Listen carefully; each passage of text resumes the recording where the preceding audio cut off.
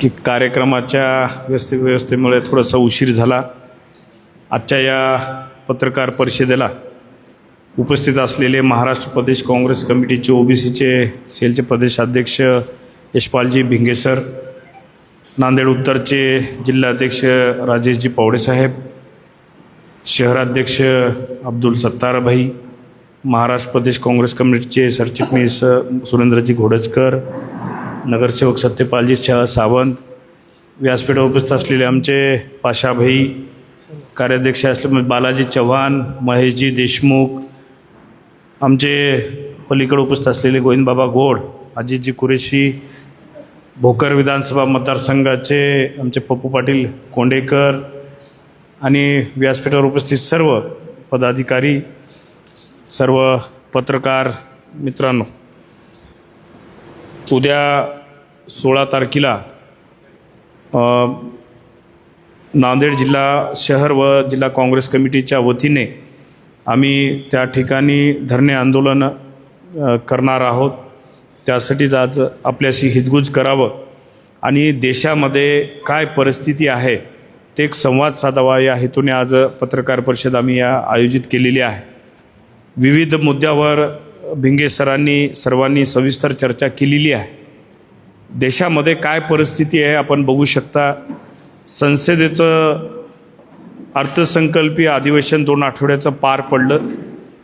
त्या अधिवेशनामध्ये जे केंद्राचं बजेट सत्र या ठिकाणी सादर केलं, त्या बजेट सत्राचं वर जर सांगायचं असेल, फक्त आकड्याचा खेळ त्यांनी मांडलेला आहे, याच्या पलीकडे संसदेचा अर्थसंकल्प काही नाही आहे।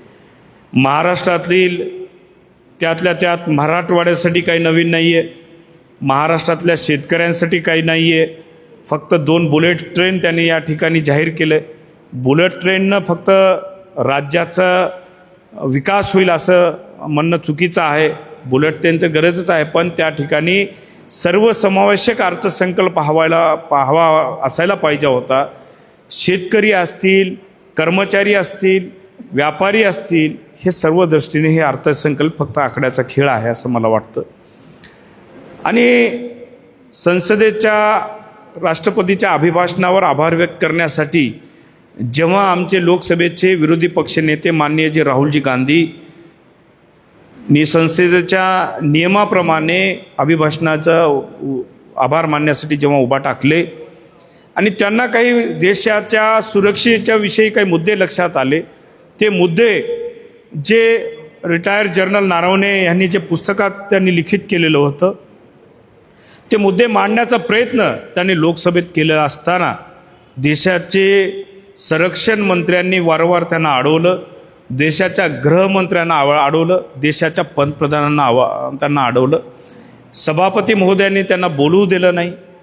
खरं तर आपला देश हे प्रजासत्ताक देश म्हणून आहे, आपण ओळखतो, लोकशाही मार्गाने चालणारा देश आहे आणि संसदेमध्ये लोकशाहीची पायमल्ली करण्याचं काम हे सत्ताधारी मंडळी करताना बघतायत। कारण जेवढं पंतप्रधानाला महत्त्व आहे तेवढं देशाच्या संसदेतल्या विरोधी पक्षाला तेवढंच महत्त्व देण्याची प्रथा आपल्या या लोकसभेमध्ये आहे। पण ही प्रथा मोडीत काढण्याचं काम हे भाजप सरकार करत आहे, हे सर्व देशानं बघितलेलं आहे। 1 वेळेस झालं, 2 वेळेस झालं, आम्ही लोकसभेच्या सभापती पदाकडेही तक्रार केली की बाबा तुम्ही आमच्या विरोधी पक्षाला बोलण्याची संधी द्या। सभापती महोदयाने ते संधी त्या ठिकाणी नाकारली। आज एपिस्टन फाईलच्या माध्यमातून संपूर्ण देशामध्ये जी फाईलची चित्र आहे, एक विदारक परिस्थिती आपल्या देशासमोर आलेली आहे। खरं तर एपिस्टन फाईलच्या माध्यमातून आणखी बरेच किस्से उघड यायचे आहेत आणि ते आणखी उघड झाल्यावर आम्ही काँग्रेसच्या वतीने पूर्णपणे लोकांमध्ये ती सत्यता मांडू। आज अमेरिकेसोबत जो करार झालेला आहे तो अत्यंत चुकीचा करार आहे असं मला म्हणायचं आहे। कारण आज भारतामधला शेतकरी, जर तुम्ही अमेरिकेच्या शेतकऱ्यांचं कॉम्पिटिशन जर लावलात तर ते करार परवडणारा करार नाही आहे। हे कोणता करार आहे? भारतामधून निर्यात होणाऱ्या ह्याच्यावर तुम्ही 18% टॅक्स लावता आणि आयात करायच्या गोष्टीवर तुम्ही 0% टॅक्स घेता, हे कोणता करार आहे? म्हणजे आमच्या भारतामधल्या शेतकऱ्यांना देशोधडीला लावण्याचा करार आहे असं मला वाटतं की असे अनेक गुप्त करार त्यांनी त्यांच्यासोबत केलेले आहेत. म्हणजे मला असं म्हणायचं की आपल्या भारताच्या पंतप्रधानांना अक्षरशः अमेरिकेच्या राष्ट्रपतीसमोर लोटांगण घातले काय हे करार घेऊन, असं आम्हाला या ठिकाणी मुद्दा उपस्थित करायचा आहे. आज अनेक प्रश्न, ज्वलनशील प्रश्न आहेत. आम्ही संसदेमध्ये आंदोलन केलं. राजमाता अहिल्याबाई होळकर यांनी जे मणिकर्णिका घाट त्या ठिकाणी बांधलेलं होतं, सुशोभीकरण करण्याच्या नावाखाली ते घाट उद्ध्वस्त केला. अहिल्याबाईचं आणि अनेक मूर्त्याचं विठंबना त्या ठिकाणी ते सरकार केलं. फक्त राजनीती करताना आपल्याला हिंदू मते पाहिजे हे राजनीती डोळ्यासमोर ठेवून आज हे सरकार राजनीती करतंय. मग अहिल्याबाई होळकरांनी एवढं मणिकर्णिका घाट त्या ठिकाणी बांधलेला असताना त्यांना ते दिसलं नाही का?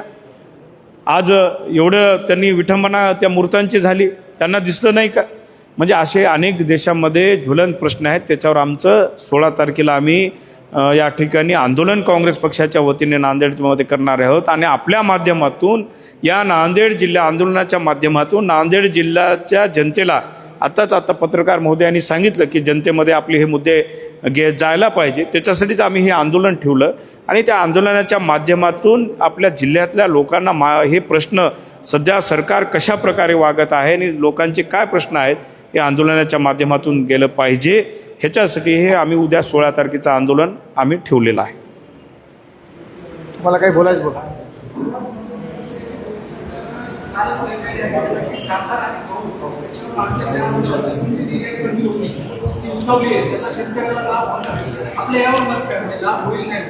नाही, आता तो सांगू शकतात.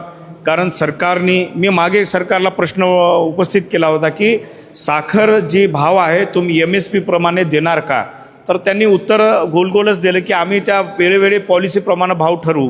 म्हणजे MSP प्रमाणे देणार का ह्याचं उत्तर मला त्यांनी दिलेलं नाही. मी एक सरकारला प्रश्न उपस्थित केला. काँग्रेस आणि वंचित आघाडीचं प्री पोल अलायन्स आहे आणि प्री पोल अलायन्स असल्यामुळं आम्ही आमचा गट नेता हा 15 लोकांचा केलेला आहे.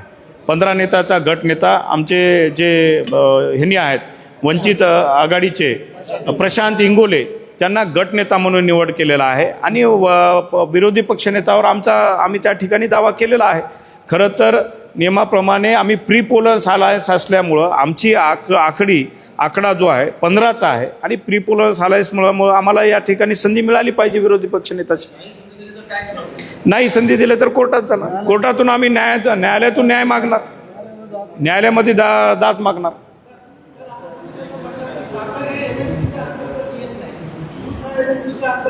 आंतरराष्ट्रीय बाजारपेठेत साखरेचे भाव जास्त आहे.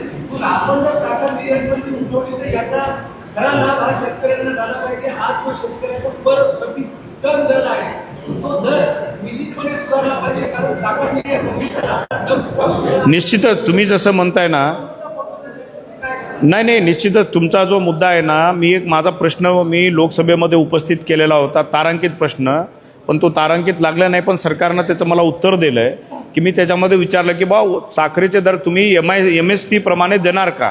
तर त्यांनी वेळोवेळी आम्ही जे पॉलिसी मॅटर आहेत त्याच्याप्रमाणे आम्ही दर ठरवू. तर मला तुम्ही म्हणला का नाही येणार? 2 वर्षापासून आम्ही त्याची पाठीमागे होतो की तुम्ही जाणार नाही शेवटपर्यंत गेला तरी अचानक असं काय होणार नाही, त्यांनी जाणार होते, त्यांची काय कारणं होते हे तुम्हाला माहिती आहे. तुम्ही उघड्यात बोलू शकता का? आता माझी कोणते कारणं आहेत, कोणतीच नाहीत. मी मोकळा माणूस आहे. त्यामुळं मी काँग्रेसचा सच्चा पाईक होतो आणि भविष्यातही काँग्रेसचा सच्चा पाईक राहील.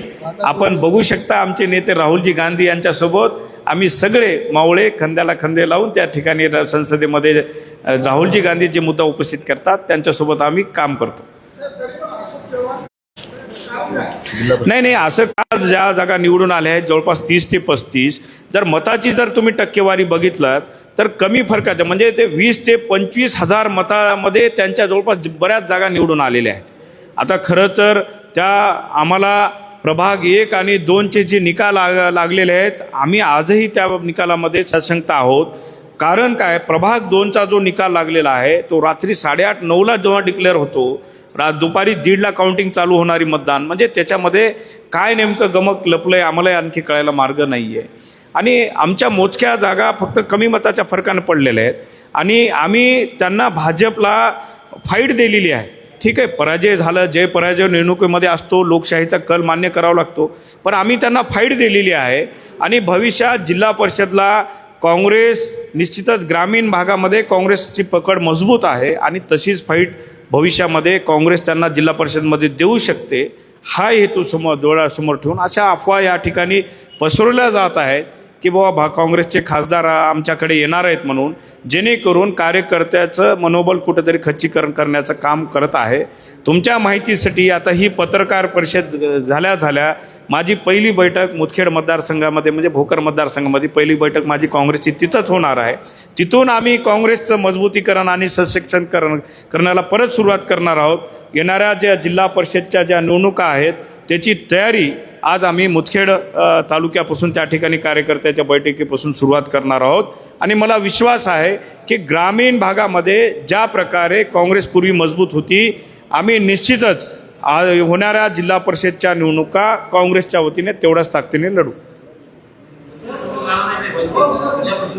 राज्यामध्ये ही जिल्हा परिषदेच्या निवडणुका झाल्या, ज्यामध्ये तुम्हाला कुठल्या जिल्हा परिषदेवर बहुमत आलं हे सांगा. याच्यामध्ये लातूर नगरपालिकेला बहुमत आलेलं आहे. त्याच्यामध्ये कोल्हापूर जिल्हा परिषदला आलं ना, लातूरला स्पष्ट बहुमत आहे. नाही हां सॉरी, लातूरला सगळ्यात मोठा पक्ष आलेला आहे, पंचायत समितीला आलेला आहे. आणि दुसरी गोष्ट चंद्रपूरलाही जास्त जागा होत्या, तिथल्या ह्याच्यामुळं आलेलं आहे. आता ते बाकी 2-3 जिल्हा परिषदमध्ये आम्ही सत्तेमध्ये आहोत सहभागी. परभणीला आम्ही सहभागी आहोत सत्तेमध्ये. उद्धव नाही नगरपालिका, जिल्हा परिषद म्हणतायत का?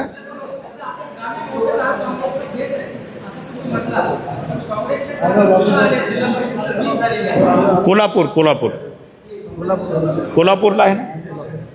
ठीक आहे, नांदेड जिल्ह्यापुरतं नाही आता हे बघा, तुम्ही जसं म्हणलात याच्यामध्ये प्रत्येक ह्याचे निकाल वेगळे असतात. आता बाकी जिल्ह्याचं काही माहीत नाही, पण नांदेड जिल्हा हा काँग्रेससाठी पहिलेही पोषक राहिलेला आहे, आजही 100% जिल्हा परिषदमध्ये पोषक राहील. अशीच जिल्हा परिषद निवडणूक झाली.